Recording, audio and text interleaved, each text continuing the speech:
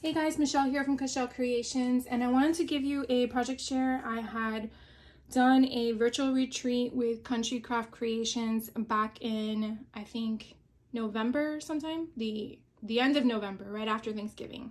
Had to remember that. And I had shown you either in December or January some of the projects that I did from it, and I am trying to catch up on some of the virtual retreats that I participated in. And so that virtual retreat actually had 12 to 13 projects, believe it or not. It was massive. I've never done something like that. And so what you see in front of you are some of the ones that I've been able to do the last couple of weeks. And I wanted to show you a little bit about it in case you're on the fence and trying out their virtual retreat. I did sign up for their spring fling that is going to be in June. So when I get a chance to do that one, I will show you what that one's all about. This is the first time I've ever done their Christmas theme one.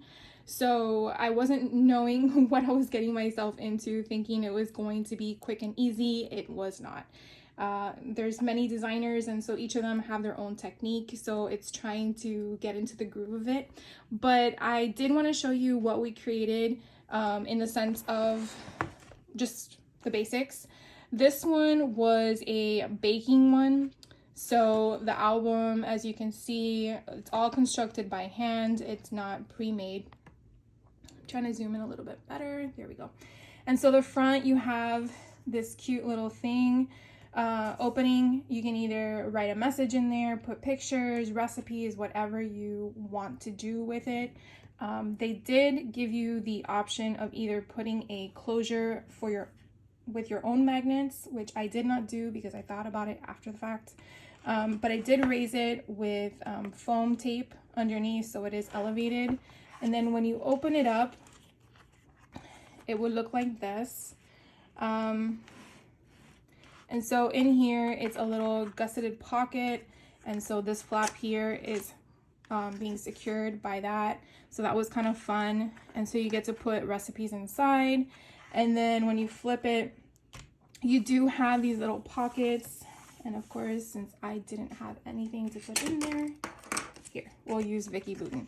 So you can put your recipes in here, and they all go all the way down as such. And that one goes even further. And then this one goes all the way down.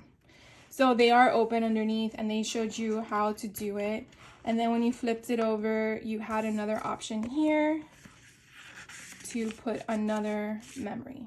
So that was kind of fun. And so I basically tried to do some of the same things that she did design paper wise and the structure of it, but I did mix it up a little bit. But it was kind of fun. This one, I'm not sure how I'm going to use it or if I'm going to gift it to my mom, but I had a good time making that one. This one is very different. It has a little closure here. I did have to put my own eyelets on it, and then when you open it, it's an accordion. Super fun. And so you have obviously double-sided, as you see. And so they provide you with all the paper. You have to provide your own cardstock, and each one, let's just do them one at a time. This one has a opening. This one is an insert. And so I did put a little slit here to make it like a little tiny pocket if I wanted to use it in that way. And then I matted the back, and then it just fits inside as such. Then you come in, excuse me, and I create a little belly band to put in there. And then this one has a little pocket. So I was a little worried about the pattern paper because I felt like it was so busy. But by putting a cardstock of a neutral color there with the intention of a picture or a journal entry, kind of breaks up the pattern. Then these little ones in here are just a pattern paper with a mat in the back. So there's nothing of a mobile function to it but that. And then when you go again, this one here is like a little memo pad. So you open it like a matchbook memo pad. And then I put in like copy paper. So, not sure if I constructed that correctly, but that's my version of it. It was a little, it's a little figuring that one out. So then it just slits back in here. And so there's actually duplicates of all these three that I just showed you throughout the thing. This one has a different type of pocket. So you have the section there. And I will admit that doing these with the cardstock and the pattern paper and then the inserts does bulk it up a bit. So I feel like I next time would have made the slits a little bit wider. But it does function fine. So that one was kind of fun. Oh, look what I made in the back. So cute. Little tiny folder. So it just fits back there. And then this just goes inside. And of course, I probably shouldn't have taken this out. Let's see if I can get it back in. Oh, perfect. And then you just tie it up. The belly band is so cute. It's different. I haven't seen anything like this. And of course, it didn't even it, but you get the gist of it. Then another one I did was this little folio, very simple and ideal just for something small. I really love the pattern paper.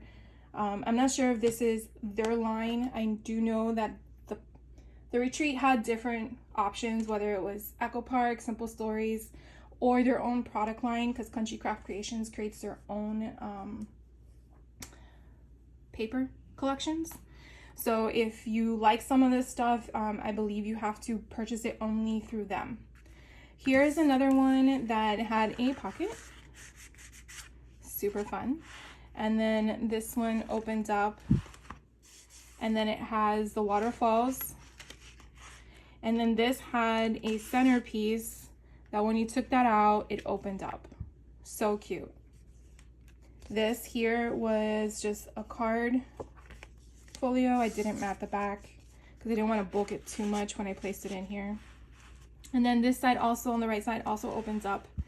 And then I used my own punch, and then you have little tags here that come out.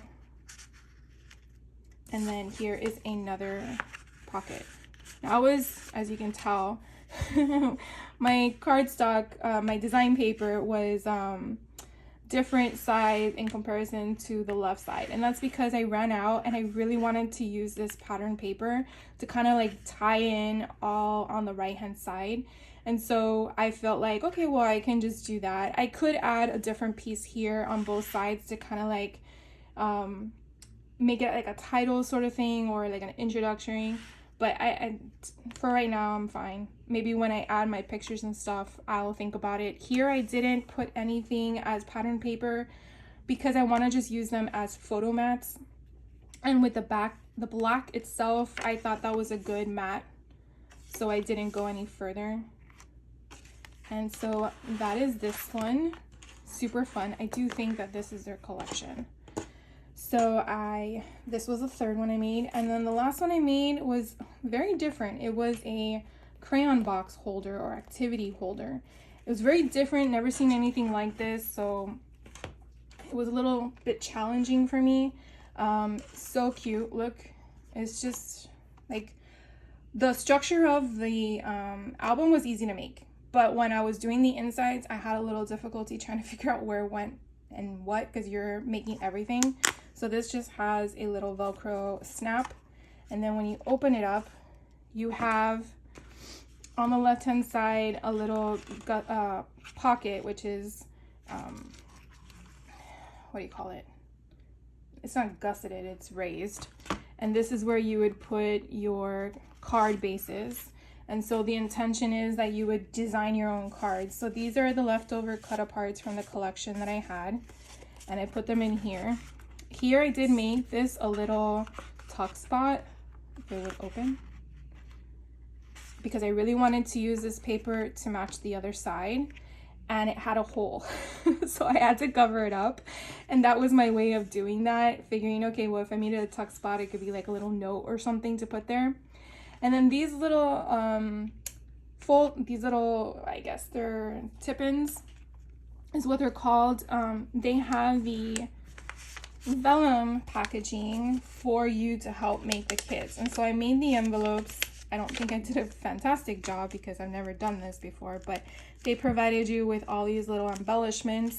So one envelope would be here for that, and then you would put it inside, and then you would flip it, and then the next one would have something else, which I don't have yet for that. It could be twine or stickers. And then you would go to the last one, and this one would have your cut aparts. So if you wanted to build a snowman or decorate a Christmas tree, that would be in there. And then here, which I had the trouble with, is building your own crayon box holder. So it was kind of cool. Here are my crayons. Now you could obviously just use a crayon box holder. The way it comes with the, I think the 8, they would fit in there. You wouldn't have to assemble this, but I wanted to do the project as intended. So you would just put this here, and again, it would close and it would just live in its little cubby.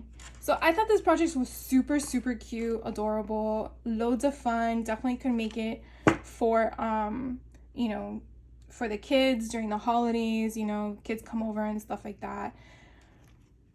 Or if you wanted to sell it. But again, these things were given at the retreat, so they're not specific for that, but I wanted to just share it with you in case you were interested or on the fence as to what goes on. Obviously, there's a lot of other fun goodness that happens at these virtual retreats online through the Facebook chats and the YouTube channels that it's connected to, and the lives or the pre-recorded videos are accessible whenever you can. Remember, I had this project signed up at the last week of November and it is April. So I'm still working on it. I do have a few more classes in that retreat that I have to wrap up so I can share with you guys. There's one that's pretty interesting and I'm saving that for the last because it looks a little intricate. So I will, when those are all done, I will share another project share video with you guys.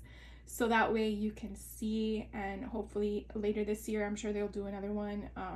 When that comes available, you guys can opt in if you choose to. So thank you so much for watching, and I will catch you on the next video, and have a fantastic crafty day. Take care.